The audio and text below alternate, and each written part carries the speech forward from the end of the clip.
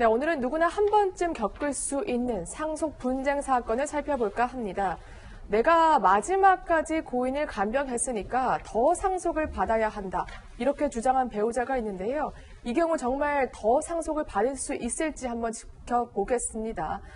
최근 대법원 판결이 나온 건데, 그러니까 남편이 수년간 병간호했던 새 아내와 자녀들, 그리고 전처의 자녀들 간의 분쟁이 일어난 거죠. 예, 그렇습니다. 이제 이 문 씨라고 하는 아버지, 즉 남편이죠. 이제 그분이 이전에 이제 결혼을 해가지고 딸, 아들 포함해서 9명을 낳았다 그래요.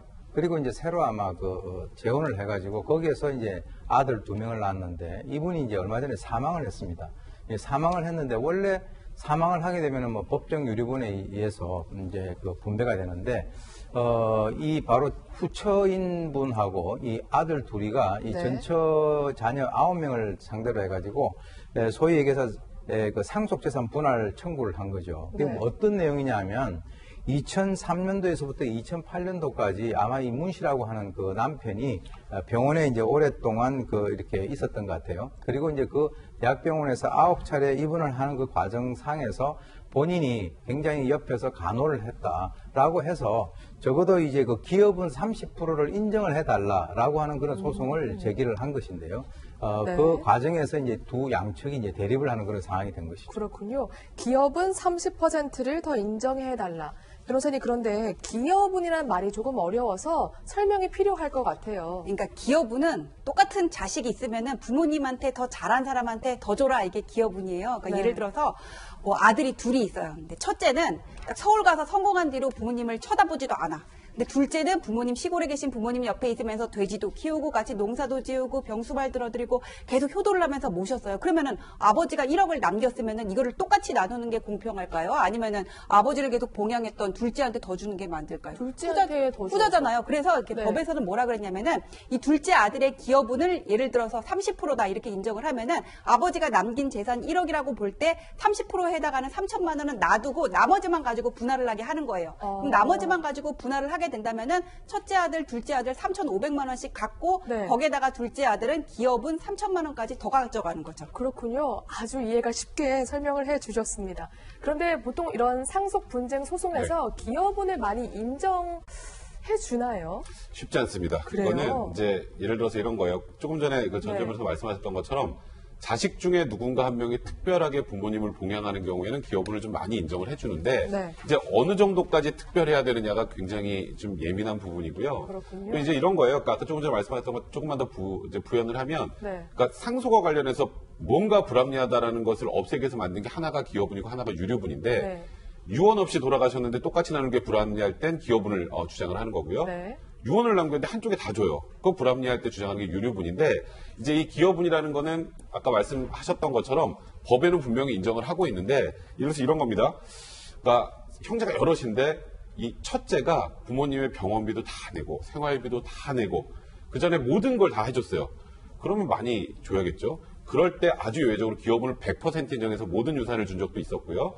그다음에 휴일에 방문해서 본인들 휴일을 여가 안 하고 계속 이제 부모님들을 봉양했던 경우에는 기여분 50%까지 인정한 적이 있고 또 제사 지내고 힘들잖아요.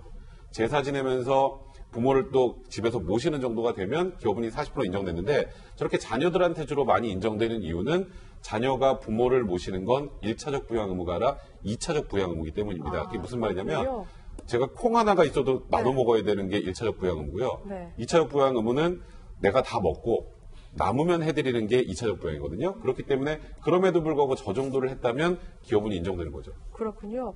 아주 쉽게 다들 설명을 해주셨는데 다시 그럼 사건으로 돌아가 보겠습니다. 이 후처, 그러니까 아내가 내가 남편이 아파 눈 감는 날까지 내가 병간호를 했다 이 주장이잖아요. 이 경우 법원의 판단은 어땠습니까? 그러니까 이 사실관계를 보면은 그러니까 전처의 사이에서 아이가 이제 9명이 있고 두 번째 결혼한 사람과의 사이에서 아이가 2명이 있었는데 전처가 돌아가고 후처하고 이제 결혼을 한 게 80년대 후반이에요. 근데 이 아버지가 돌아가신 아버지가 2002년에 한번 뇌졸중으로 쓰러졌고 2007년에 담도암 수술을 받고 2008년에 돌아가셨거든요. 네. 그래서 이제 지금 이 상대방 쪽에서 지금의 아내 쪽에서 주장을 한 건 뭐냐면 내가 아버지 3년간 병수발을 들었고 2002년에 쓰러져서 건강 상태가 안 좋아서 재산 증식에 내가 큰 기여를 했다 그렇게 주장을 하고 있는데 말씀하신 것처럼 직계 혈족 배우자 간에는 똑같이 부양 의무가 있지만은 아버지와 자식 간에는 자력으로 생계를 유지할 수 없는 경우에 하는 게 부양이라면은 부부 간에는 1차적인 부양 의무가 있고 거기에 대해서 동거 협조 의무가 있거든요. 아픈 남편 옆에서 병 간호를 하는 거는 당연한 거예요. 예외적으로 어떤 판례가 있었냐면은 80대 이제 어머니가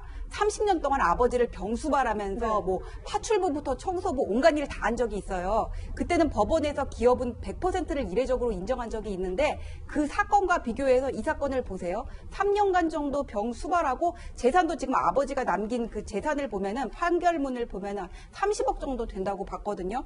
풍족한 그런 집안이었는데 그런 상황에서 병수발하는 데 있어서 어머니가 어떤 특별한 기여를 했다고는 볼 수가 없는 거예요. 그래서 재판부에서는 인정을 안 했습니다. 이거 아니야 이러고. 그러니까 배우자라면 병간호가 좀 당연한 거 아니냐 또 이렇게 본 거잖아요. 네, 그러니까 그 병간호의 기간과 네. 그런 어떤 그 상황 치료비를 같은 거. 어떻게 네. 조달했는지 이런 것들을 종합적으로 판단을 해야 되는데 이거는 그냥 부부상 당연히 할 수 있는 그런 정도라고 본 거죠. 네.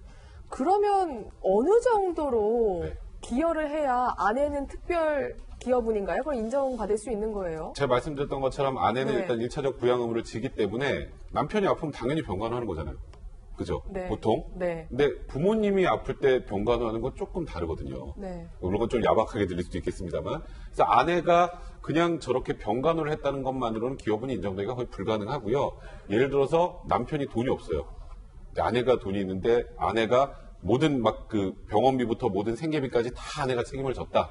그 정도가 돼야 특별한 부양이 되는 거고 여기서는 네. 조금 전에 전전 변호사 말씀하셨던 것처럼 본인 돈으로 부양을 한 것도 아니고 그냥 남편 아플 때 부양하는 건 당연히 1차적 부양 의무 안에 들어가는 것이기 때문에 네. 이걸 특별한 기여로 보기는 어렵다라고 판단해서 대법원에서도 이거는 기여분까지 줘야 될 정도는 아니다. 그래서 법정 상속분대로 나눠라 이렇게 판단한 겁니다. 네. 혹시 이 판결 내용만 얼핏 보고 물론 유산에 의해서 간병을 하는 건 아니지만 간병해도 소용없는 거 아니냐 이렇게 생각하실 수도 있을 것 같아서 또 하나의 사례를 준비해봤습니다. 이번에는요. 양아들이 양부모를 아주 극진히 보살핀 경우죠. 네, 이 양아들이 친자식 7명을 대신해서 자신의 아내와 함께 50년간 부모님을 극진히 모신 사례인데요. 이 어머니는 치매를 앓다가 95살에 돌아가셨고 또 이 아버지는 20년 가까이 투병하다가 100세에 돌아가셨습니다. 그런데 이 친자식들은 부모를 모시지 않았고 병수발은 오로지 이 부부의 몫이었습니다. 그런데 이 어르신들이 돌아가시면서 5억 5천만 원의 상속 재산이 생겼는데요. 여기서 이 부모를 모신 부부와 다른 자손들 사이에 소송이 벌어진 겁니다. 그렇군요. 이 양 어머니는 3년간 치매를 앓았고 양 아버지는 19년간 지병을 앓았다고 합니다. 그런데 이 양부모에게 친딸이 7명이나 있으면서 분쟁이 시작됐군요. 이제 상속재산이 5억 네. 5천만 원 정도 되니까는 친딸 7명과 그다음에 이제 양아들 간의 분쟁이 붙었는데 양아들은 여기서 기여분을 주장을 했어요. 아까 19년 정도 치매 상태에 있었다고 말씀을 해주셨잖아요. 내가 이런 식의 양부모를 지금 10년 이상 오랫동안 이렇게 부양을 했으면은 나도 기여분이 있는 게 아니냐 하면서 100% 주장을 했는데 법원에서는 100%는 아니고 오랜 기간 그다음에 자신의 비용으로 부모를 수발한 점을 인정해서 기여분 50%를 인정을 했습니다. 그러니까 2억 7,500만 원 놔두고 나머지 가지고 상속재산을 분할을 하는 거예요. 그렇군요. 기여분을 50%나 인정을 했다고 합니다. 이 경우에는 아무래도 자식이고 네. 또 양 자녀이기 때문에 더 특별히 인정이 됐다고 볼 수 있을까요? 사실 기여분 인정도 쉽지 않지만 기여분을 네. 50%나 인정해 주는 것도 정말 쉽지 않은 일인데 그렇군요. 지금 조금 전에 사례에서 말씀드렸던 것처럼 치매 앓고 있는 그 부모님들을 계속 본인들의 비용으로 병간호를 그렇게 장기간 해왔기 때문에 이 정도면 명백하게 특별 부양에 해당한다고 본 거고요. 네. 그래서 기여분 50%를 인정을 한 거고 조금 전에 전전 변호사 말씀하셨던 것처럼 이게 5억 5천만 원의 재산이라면 2억 7,500만 원을 먼저 양자한테 줍니다. 그럼 나머지 2억 7,500만 원을 친딸 7명과 양자 1명, 또 8분의 1씩 나눠 갖는 그런 방법으로 기여분을 결정하게 되는 거죠. 그렇군요. 사실 뭐 이런 분석이 좀 야박하다 이렇게 생각하실 수도 있을 것 같은데 그래도 이런 장치가 있기 때문에 어느 정도 뭔가 간병이라든가 이런 게 이루어지지 않을까 이렇게 생각하시는 분들이 있는 것 같아요. 예, 그렇습니다. 돈이 뭐 물론 다는 아니지만 뭐 이런 그 기업은 제도라든가 하는 것들이 이제 존재를 하기 때문에 사실은 이제 그 사람들이 그것을 뭐 완전히 그 무시할 수는 없는 것이거든요. 그런데 실제로 이제 대법원 판례라든가 이런 것들을 보게 되면은 사실은 이제 그 부모를 돌보는 것에 대해서 기여분을 인정을 하고 있긴 있습니다. 근데 이번에 이제 50%라고 하는 것은 굉장히 좀 이례적이고요.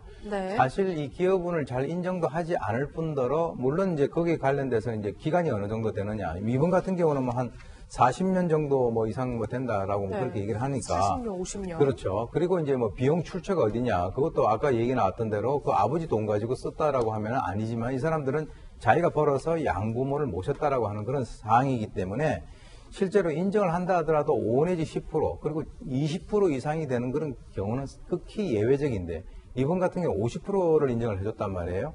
만약에 100% 같으면 다 주는 거예요.